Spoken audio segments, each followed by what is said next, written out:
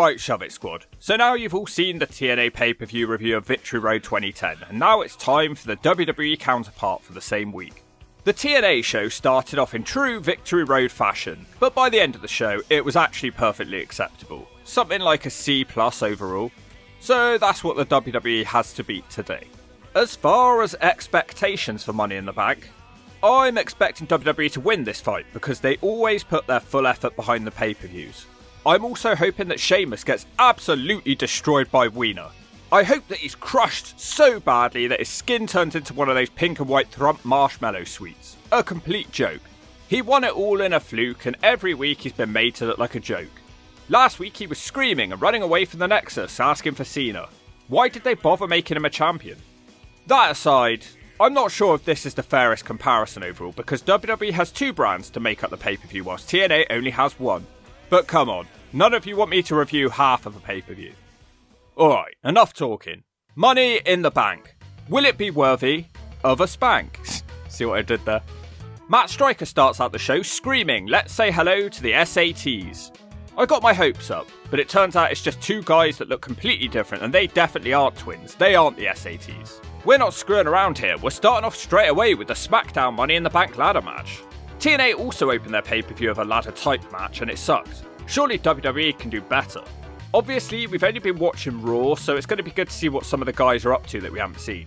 Kofi Kingston is here, so that's a promising start. Also in this match, Dolph Ziggler, Christian, dashing Cody Rhodes to zero reaction, by the way. How things have changed for him. Matt Hardy, The Chosen One, Drew McDonald, Kane, and the Big Show run-ender. There's a lot of star power in this match alone. Is that going to harm the rest of the pay-per-view? Almost everybody gangs up on the Big Show and Kane whilst Rhodes tries to sneak up the ladder. The big boys make him pay for that. Big Show tries to climb, but he's instantly too fat and the ladder crumbles underneath his girth. Show throws the broken ladder at Kane. The Big Show tries to fetch a new ladder, but all of the small guys start buzzing around him like pesky mosquitoes and they send him into the steps. McIntyre catapults Christian into a ladder. Matt Hardy quickly gets his hand on the case, but he's dragged off by Christian. Cody Rhodes also has a chance, but Kofi leaps like a salmon to knock him off. Christian and Dolph fight for a bit on top of the ladder. Christian hip tosses him off before Matt shoves the ladder over. They have done a nice job so far of showing off Matt Hardy and Christian to be experts in this sort of match. They even take Kane out with a DDT. They sandwich Kane with ladders before turning their attentions back to each other. Christian flapjacks Matt on a ladder. He still can't win and his ladder is shoved over to the outside where fortunately the Big Show is waiting. Rhodes, Kofi and Matt Hardy all hit finishers to Kane. They can't keep him away for long though, and he starts getting a foothold in this match until Kofi kicks a ladder into his big face. He hasn't done any boom drops Drew McIntyre for a commentary desk.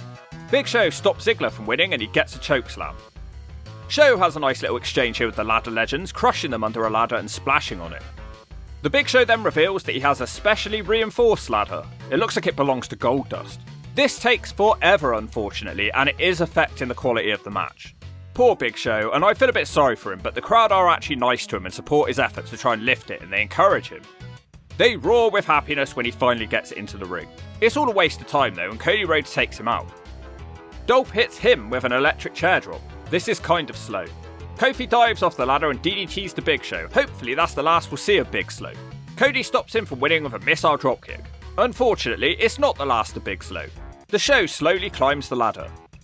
Kane pushes it over when the Show's only 2 steps up. Such a waste of time, although everybody throws ladders at him, which was pretty funny. Now the other big boy, Kane, is here.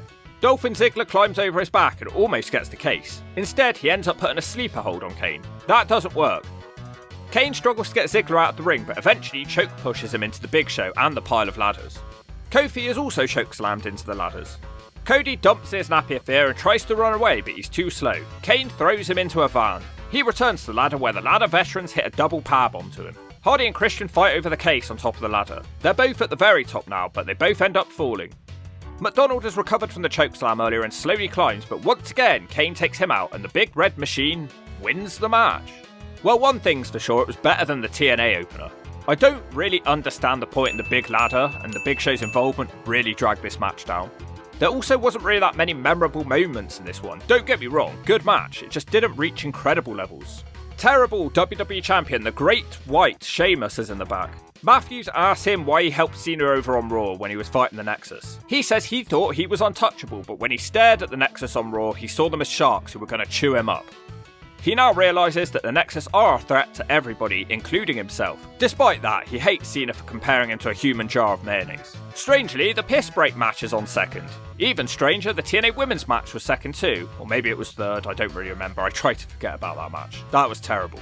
Eve Torres is the challenger for the Divas title. The champion is Alicia Fox and her disgusting music. It's hard to believe out of all the talented women on the roster at the time, someone in the WWE thought, yeah, these two girls should represent our company. Eve comes close with a couple of quick roll-ups. She also hits a drop kick where for a brief second she floats in midair. Alicia reverses a tornado DDT and drags Eve to the mat. Fox tries to impress the Hawk with a backbreaker and stretches Eve out across her knees. Eve survives that and starts a comeback but runs into a turtle wheel backbreaker. Eve eventually monkey flips Alicia. She comes close to winning with a crossbody and starts throwing more dropkicks. Eve attempts to hit the Christmas Eve, but her back hurts too badly. Instead, she kicks out Alicia's knees and hits a running knee and a standing moonsault for a 2. Eve does a bouncing kick again and tries a dive. The dive turns out to be a middle rope 450, which fails when she lands on Alicia's knees. Fox wins the match with the Alicia axe kick. So much better than I expected, to be fair. TNA is getting absolutely destroyed in there. Jack Swagger is on the phone to his mum. She tells him off for letting Kane beat up his dad over on SmackDown. He promises her he's going to win the world title. What a dog. Well, here come the Bland Usos for a tag title match. The champions are the Fart Dynasty. David Hart Smith gets us started with a big slam. The King complains that David Hart Smith has all the tools except he doesn't have a mean streak and says they should have beaten him up in the Hart Dungeon. He assists Tyson Kidd for head scissors for a 2. Hart comes back and the Usos cheat to isolate him. I almost fell asleep for a bit, but I wake up when D.H. Smith hits an overhead suplex and finally tags the Kid. He hits kicks and then rolls himself backwards out of the ring into a cool pin on an Uso, but the other has made a blind tag. They hit the alley-oop Samoan drop for a 2 count, which I am okay with. The Uso splash doesn't work as Kid blocks with his knees.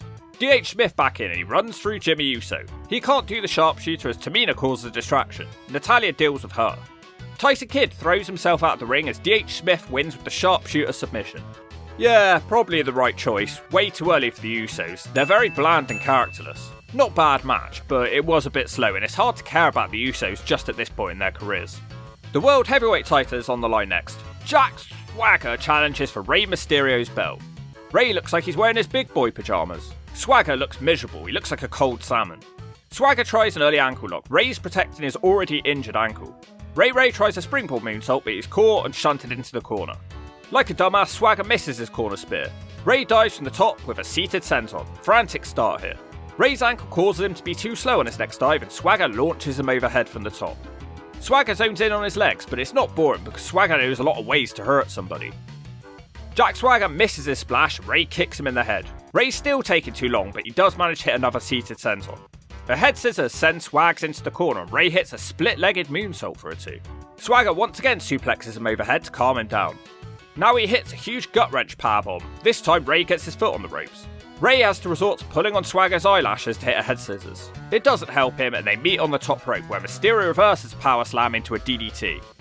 Not sure how Swagger kicks out, but he does. Rey hits the 619 now, but Jack Swagger catches the West Coast pop and puts on an ankle lock.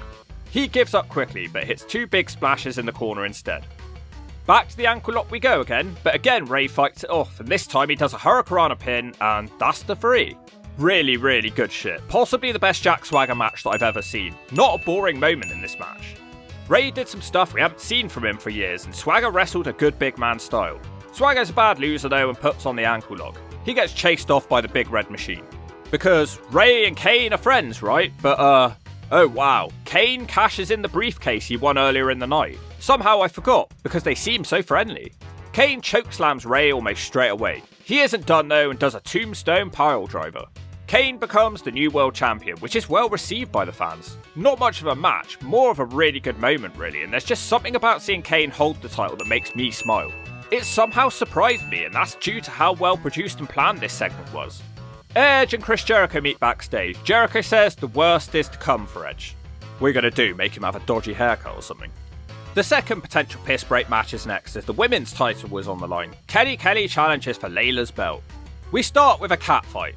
Then Kelly throws some Rocky-esque jabs to the jaw. Lots of screaming in this match. Kelly misses her handspring into the corner, but still manages to climb onto Layla's shoulders and get a victory roll. That doesn't get the 3 though, and she punts Layla out of the ring. She is dominating until Layla pulls the apron away, which makes Kelly collapse. Randomly, Layla baseball slides Kelly into Michelle McCool, her friend. Not a cool way to treat your friend. Layla throws Kelly into a barricade. Michelle McCool does a funny pose above Kelly. She pays for that and she gets shoved into the crowd. Kelly comes back like a screaming banshee. She hits a famous type move, but Michelle McCool sort of puts Layla's feet on the ropes. Kelly tries a diving pin now, but Layla struggles to push back and eventually reverses the pin for the 3. Definitely the worst match of the night so far, but it still wasn't quite as bad as it could have been. It's time for the second Money in the Bank ladder match. The Viper, Randy Orton, The Miz, Mark Henry, Red DiBiase, sorry I meant Ted, something distracts me there, Morrison, Chris Jericho, Evan Bourne and Edge. Edge immediately dumps his nappy of fear and leaves the ring. That almost helps him make a cheeky climb, but Orton stops him. DiBiase smashes Morrison on a ladder in the ring, but he can't stay in control for long as Bourne dropkicks the ladder at him. It's Miz's turn to try and hold the ring. Jericho is described as the thrill seeker in this match. He hasn't been that for almost 2 decades, there's nothing thrill-seeking about this man anymore. Henry throws the ladder around. Stuff happens for a bit until Evan Bourne is close to winning. Edge tries to pull him down when Bourne falls on him with a hurricanrana. Orton gets rid of him for a bit of a draping DDT from the ladder. Morrison springboard kicks Orton. For some reason, The Miz saves DiBiase from a suplex onto the ladder. They want to team up or something, but their teaming doesn't work as Morrison sends both their faces into a ladder. There's a spot I like in this match where Henry pushes 2 ladders over containing 4 men at once. Bourne takes out Henry, swinging like he's Tarzan. Maurice suddenly gets a brainwave and wants to climb the ladder. John Morrison ponders what to do to her. He does absolutely nothing. How lame. It's reasons like that people don't get over. You could hear the crowd groan with disappointment. It's time for Morrison to redeem himself though. He rides a ladder down to the main one in the middle to stop Edge. It doesn't work for long and he gets trapped in the middle of the ladder. Edge and Miz destroy him with another ladder to the gut. Edge tips it over too, so presumably Morrison is done for now. DiBiase is a dumbass and carefully dives on Henry, who stops him and hits a world's strongest slam. He also slams Miz and Jericho together. This is a better inclusion than the Big Show was. Mark Henry climbs the ladder carrying Evan Bourne on his back. The commentary team point out that this is over £600. So it does beg the question, what was the point in the giant ladder in the first Money in the Bank match? They said it was needed to hold the Big Show's weight. How fat is that bastard? No, it's just a waste of time. I may take a star off that now, I'm not going to do that, but so stupid. Someone needs to take a brick to the jaw for this one. Evan Bourne comes close to winning before he's dumped out the ring and caught by Henry, who hits another world's strongest slam. Everybody starts hitting finishes to Henry. We end up with some sort of structure in the ring and DiBiase has slid out of the ring, a spot that I've never seen before. The Viper hits an RKO to Edge off the ladder, but straight after Evan Bourne hits him with Airborne. It seems to be coming down to Edge and Jericho. But no, Orton's back again, he hits a beautiful leaping RKO to Jericho. Orton throws Edge off the structure and the Viper wins. No he doesn't, The Miz pushes over the ladder at the last second and he climbs to loud boos and wins the match. Wow, really loved the drama towards the end. I had no idea which way it was going. Way better than the first Money in the Bank ladder match. I loved the creativity, the unpredictability, the big names, and it wasn't boring for a second. Miz proclaims we all just living in his moment and he will be the next WWE champion. His face trembles as he tells us how awesome he is. The main event of the night will be a cage match seeing Wiener challenge for the heavyweight title belonging to the Great White Sheamus. I'm not the biggest John Cena fan, but I hope he destroys Sheamus in this match.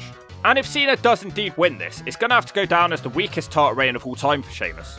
He looked like an absolute joke the entire time. Apparently he's had that damn belt for 6 months. This has not helped establish him at all. This happens when you don't go all in on someone. It feels like they didn't really want him. There is quite a noticeable amount of people cheering Sheamus because Cena was pretty unbearable at this time. We quickly get a double down and the crowd chants CM Punk. Yeah, where was he tonight by the way? It's all Sheamus for a very long time. Quite low-key and a boring start.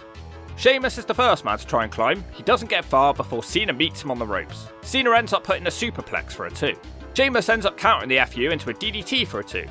Basically, it's kind of a tame cage match. Cena takes for ages on a diving fist drop. I'm finding it hard to get into this one. He misses. The Great White tries to end him with his Irish Curse backbreaker. He also hits the Brogue Kick, but just a 2 count. It's alright though, because Sheamus also kicks out of the Attitude Adjustment. Then the Nexus arrive with bolt cutters. The referee has some serious big white balls, more than Sheamus as he steals the bolt cutters. Referee not Earl Hebner shakes his head with anger and throws the keys into the crowd. Whilst this is going on, there's a ref bump in the ring. Cena locks on the STFU, but there's no ref to see Sheamus tapping. Cena decides to try and climb, but Justin Gabriel meets him up there. Cena shoves him off the top and into the ring. Hey, he wanted to get into the ring so badly, and now he's there. Cena is struggling to fight his way down the cage. Meanwhile, on the other side of the cage, Sheamus is about to win, and he does. He falls to the floor first and retains his belt. Great. Give me a break. Yet another cheap title win for Sheamus. This does not make him look good. He never beats anybody properly, and therefore he continues to look like a great, white, human jar of bird turd. Cena starts dumping in his nappy of anger. He beats up the two Nexus members as he starts slipping into a roid rage. No idea where all the other Nexus guys went. Cena throws stairs at Michael Tarver. Tame cage match, unfavourable outcome. Nothing amazing happened, nothing memorable happened. Sheamus is still the champion. Yeah, this was not great for the Hawk. But that aside, as predicted, the WWE did put on the better show. Nothing was flat out bad like on the TNA Victory Road show. The second Money in the Bank match and the Swagger Mysterio match with the Kane surprise was all really good. If the TNA show was a C+, then this one's a B+ for the Hawk. Hey look, see? Not always negative. Biggest critic in wrestling, Sonny Siaki's ass. I really enjoyed this show, and if you don't agree with that, you straight up blow.